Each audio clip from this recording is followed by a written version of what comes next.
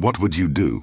In 2019, Daniel moved into a small, cheap apartment in Brooklyn Heights, New York. The building was old, almost forgotten, and tucked away between two newer complexes. The landlord seemed eager to rent it out, barely giving Daniel a chance to ask questions before handing him the keys.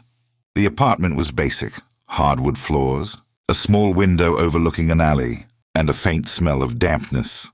Daniel didn't mind. He just needed a fresh start.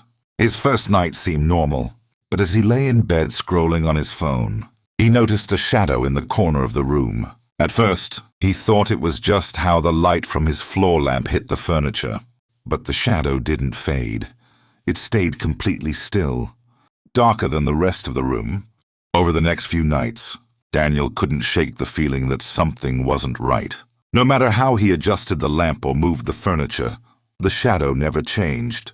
In fact, it seemed to grow closer. One night, after coming home late from his job at a nearby diner, he sat on his bed and stared at the corner. The shadow wasn't in its usual spot. It was closer, right by his dresser. He swore he saw it flicker just for a second. Terrified, Daniel decided to sleep with the lights on.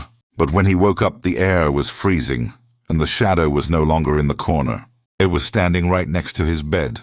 Heart pounding, he whispered, "What do you want?" The shadow didn't move at first, but then it leaned closer. Its voice wasn't human. It was deep, raspy, and hollow. "You." The next morning, Daniel's co-workers reported him missing when he didn't show up for his shift. His apartment was found unlocked, and his belongings were left untouched, except for his bed, which was ice cold.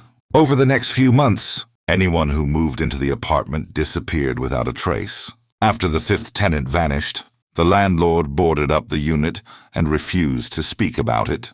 To this day, the building remains, with one apartment sealed shut. Neighbors say if you walk past it late at night, you can see a shadow moving behind the boarded windows, waiting for someone to let it in again. Would you have stayed there?